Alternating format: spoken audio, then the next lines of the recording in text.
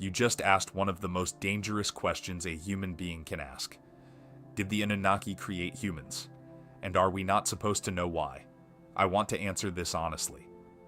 Not the way most people answer it, with either blind belief or immediate ridicule. I want to take you through what is actually written, what has actually been found, what has actually been suppressed, and what the evidence, when you lay it all out together, actually points to. Because here is the truth before we even begin.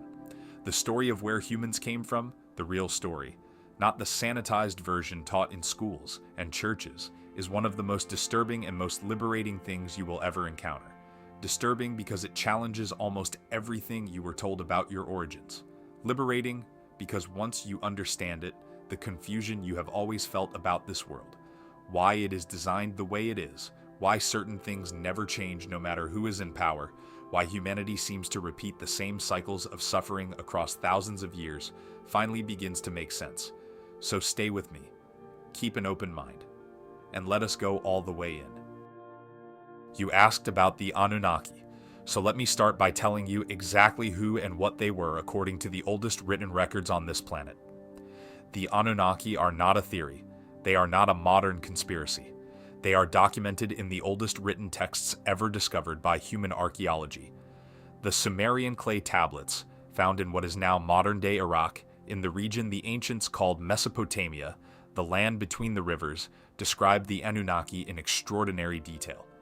These tablets predate the Bible by thousands of years. They predate Greek mythology.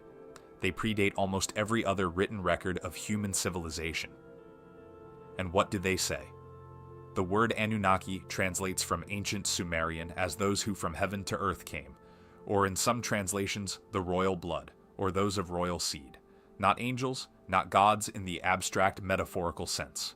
Beings who came from somewhere specific, who arrived, who landed, who had a purpose for coming here. The Sumerians described them in physical terms. They had appearances, they had hierarchies, they had leaders, the most prominent of which were Anu, who was considered the king or father figure, Enlil, who was described as the commander and enforcer, and Enki, who was the scientist, the creator, the one described most often as compassionate toward humanity. These were not vague spiritual concepts.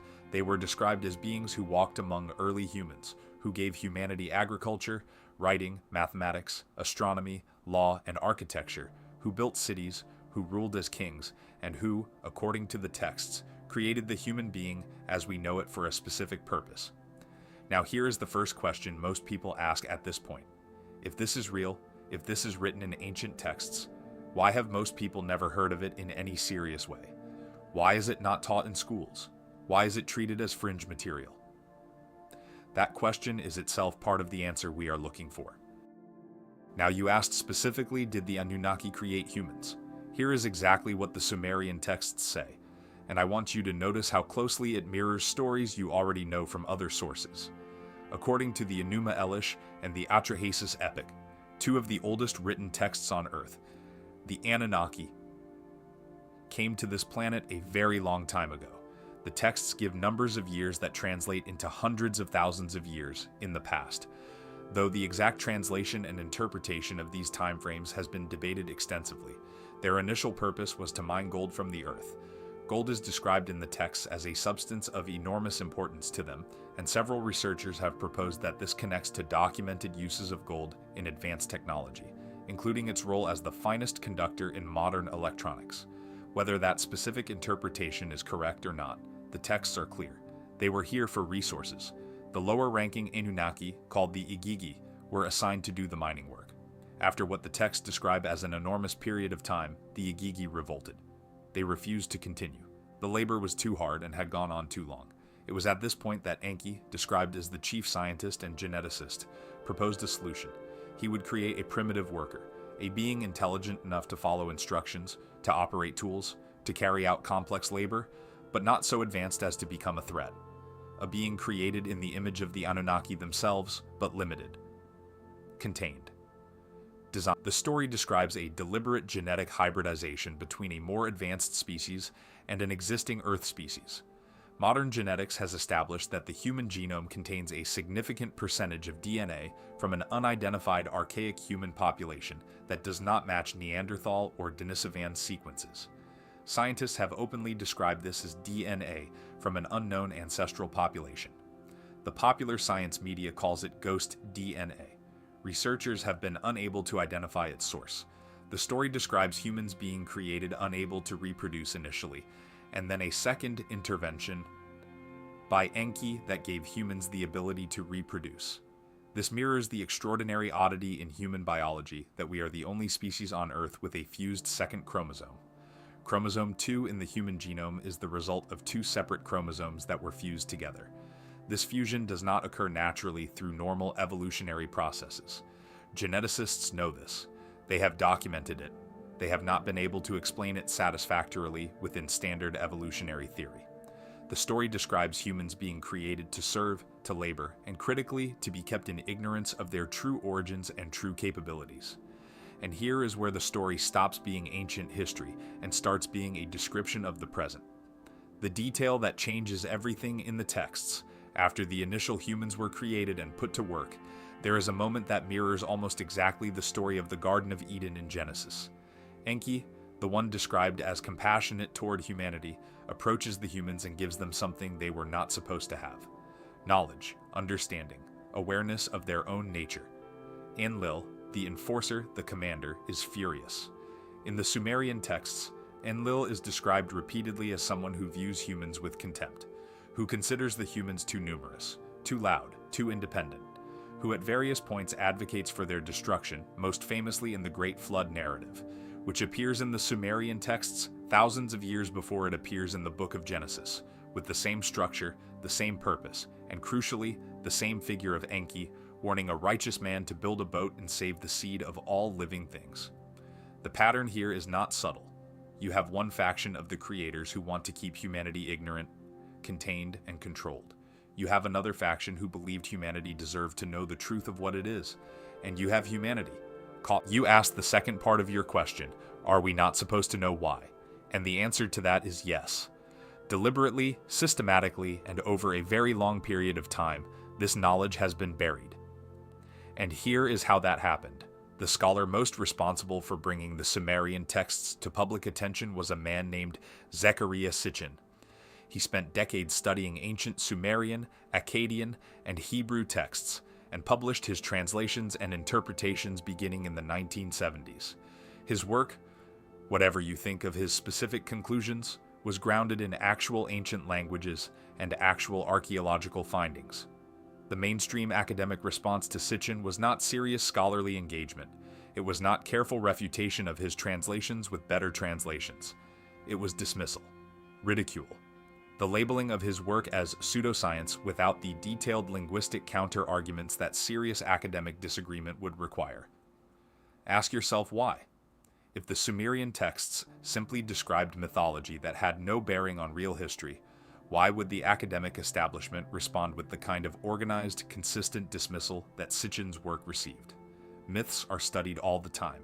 Mythologists have entire university departments. Sumerian mythology is taught. But the specific interpretation that the Anunnaki were real beings, and that the creation story described a real event, is where the door closes, firmly, with remarkable consistency. That consistency itself is information. Now let us talk about what happened to the physical evidence. In 2003, in the immediate aftermath of the United States invasion of Iraq, something extraordinary and almost entirely unreported happened. The Iraq Museum in Baghdad, which housed the largest collection of Sumerian and Mesopotamian artifacts on Earth, was looted. Systematically, professionally, not by opportunistic civilians picking up objects to sell at the market. The storage vaults were opened with keys. Specific items were taken while others were left. Items that would have been meaningless to a casual looter, but invaluable to someone who knew exactly what they were looking for. Among the items taken were some of the oldest cylinder seals ever found, objects that, when rolled across clay, produced images and text that scholars had only begun to translate, objects describing pre-flood civilizations, objects whose content was not yet fully understood. The American military, which had troops stationed within visible distance of the museum during the looting, did not intervene for days. This was not an accident. In a military operation of that precision, in a city under active occupation, a major public institution being professionally looted for days without military response is not an oversight. The question of who ordered that museum looted, what they were looking for, and where those artifacts are now, has never been answered publicly. Mesopotamia, the land of the Sumerians, the land of the oldest written records of Anunnaki activity, is also the most war-torn, most destabilized, most externally manipulated region on Earth for decades. Syria, Iraq, Iran. The entire cradle of civilization has been in a state of controlled chaos, and the archaeology, the physical evidence, has been the first casualty. You can decide for yourself whether that is coincidence. Now, what religion did with the story. The Sumerian texts predate the Bible. This is not debated by serious scholars. It is archaeological fact. The Great Flood story appears in Sumerian texts thousands of years before Genesis. The creation of humanity from clay appears in Sumerian texts before it appears in any Abrahamic tradition. The story of a serpent figure offering forbidden knowledge appears in Sumerian texts before the Garden of Eden. What changed between the Sumerian version and the biblical version is critically important. In the Sumerian version, there are multiple beings involved in human creation. They have names, personalities, agendas, and disagreements. Enki is the one who gives humanity knowledge and is portrayed sympathetically. Enlil is the one who wants humanity destroyed and is portrayed as authoritarian and cruel. In the biblical version, these characters have been collapsed, merged, and reframed. The multiple beings become one singular God. The internal disagreements between creator factions disappear. The serpent who offers knowledge, which in the Sumerian context maps directly onto Enki, the giver of wisdom, becomes the villain, and the god figure who wants humanity limited and ignorant becomes the only legitimate authority. Think about what that editorial change accomplished. It took a story about competing creator factions, one of whom wanted humanity empowered with knowledge, and one of whom wanted humanity controlled and ignorant, and it rewrote it so that the controlling, limiting faction became the single god, and the empowering faction became the devil. It literally flipped the moral polarity of the story. And for thousands of years, billions of people have been taught to worship the one who wanted them ignorant and to fear the one who wanted them to know. Whether you believe this was intentional or not, the effect has been the same. Humanity has been kept from its own origin story, and in being kept from that story, kept from understanding its own nature, its own power, and the true dynamics of who has been running this world and why. Now let us talk science, because you deserve more than ancient texts and historical suppression. You deserve to know what modern genetics, modern archaeology, and modern physics have found, even when the people who found it did not intend to confirm the Anunnaki hypothesis. The problem with human evolution. The theory of evolution by natural selection is real. It is supported by enormous amounts of evidence across millions of species. But when it comes to Homo sapiens specifically, the evolutionary record contains a series of anomalies that standard evolutionary theory has never satisfactorily explained. The first anomaly is the speed of human brain development. The human brain tripled in size in an extraordinarily short period in evolutionary terms. A few 100,000 years. Evolution by natural selection is a gradual process that operates over millions of years. The sudden explosive development of human cognitive capacity has no clear parallel in the evolutionary record of any other species. Evolutionary biologists call it the Great Leap Forward and acknowledge they cannot fully explain the mechanism behind it. The second anomaly is the fused chromosome. As I mentioned earlier, human chromosome 2 is the result of two separate chromosomes being fused together. In our closest genetic relatives, chimpanzees and gorillas, these exist as two separate chromosomes. The fusion in the human line happened at a specific identifiable point. It is not gradual. It is not a slow accumulation of small mutations. It is a discrete genetic event that happened once and changed the entire lineage. The kind of discrete genetic event that in modern science we would call deliberate genetic engineering. If this is true, what does it mean for you right now? Now I want to come to the most important part of this entire conversation.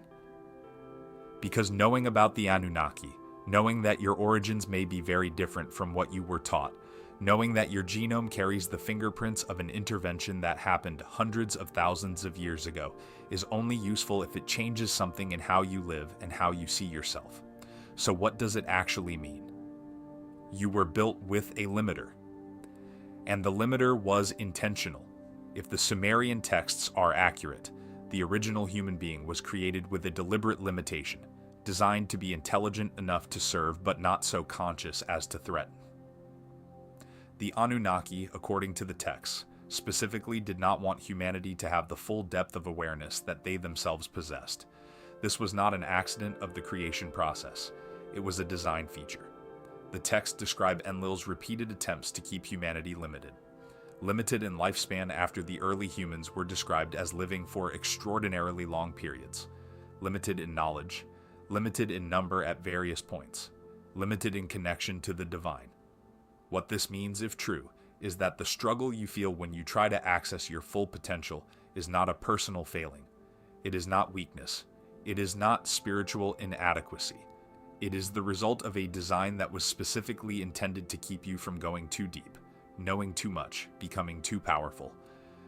The veil that spiritual traditions speak of, the amnesia, the forgetting, the sense that something vast and true is just beyond your reach, may not be a metaphysical accident. It may be a deliberate architectural feature of the being you were made to be. And if it was put there deliberately, it can be taken apart deliberately. It can be seen through. It can be transcended. Enki's gift is still inside you. Here is the part of this story that I need you to hold on to. In the texts, Enki gave humanity something they were not supposed to have. The ability to know. The seed of genuine consciousness. The capacity to become aware of their own nature and to grow beyond their original design. Every spiritual awakening in human history, every mystic, every prophet, every person who ever sat alone in silence and suddenly understood something that had no earthly explanation, every moment of genuine illumination that a human being has ever experienced. That is Enki's gift activating. The capacity for full consciousness is in you. It was placed there by the faction of your creators who believed you deserved it. It has been suppressed, obscured, and buried under thousands of years of systems designed to keep it dormant. But it has never been removed, because it is woven into the very code of what you are. Your curiosity is not an accident. Your hunger for truth is not a personality quirk. Your refusal to accept the surface story of what this world is and what you are, the hunger that brought you to a video like this one, is the oldest inheritance you carry. The gift from the one who made you and then said they deserve to know. The Anunnaki are not the whole story, and here is the final truth I want to leave you with on this question. Even if every word of the Anunnaki story is accurate, even if humans were created by an advanced species as a labor force and kept deliberately limited, that is not the end of the story. It is the beginning of it. Because whatever your origin, you are here. You are conscious. You are asking questions that your creators may not have intended you to ask. You are reaching for understanding that was never supposed to be within your reach. That reaching is not programmed. That cannot be explained by the labor worker design. Something in you has always been more than you were made to be. Every person who has ever overcome their conditioning, who has ever seen through the programming, who has ever woken up inside the dream and realized it is a dream, that person is evidence that the limitation is not absolute. The Anunnaki may have built the cage, but something in the human being has always known it was in a cage, and something in the human being has always been reaching for the door. That reaching is divine, not because a church told you so, but because no being made purely to serve would ever ask why. And you are asking why, which means you are already something more than what you were made to be. You asked me if the Anunnaki created humans, and if we are not supposed to know why. Here is my honest answer. The evidence, from the oldest written texts on Earth, from modern genetics, from the documented suppression of archaeological knowledge, and from the extraordinary anomalies in human biology that mainstream science has never satisfactorily explained, points strongly toward the conclusion that humanity's origins are far more complicated, far more deliberate, and far more significant than anything you were taught in a classroom or a church. The reason you are not supposed to know is the same reason any controlled population is kept from knowing its own history, because people who understand how the system was built are far harder to keep inside it. And the reason this matters is not so you can feel like a victim of ancient genetic engineering. It is so you can understand that the limitations you feel, the ceiling you keep hitting, the voice that tells you that you are not enough and do not deserve to know, is not your voice.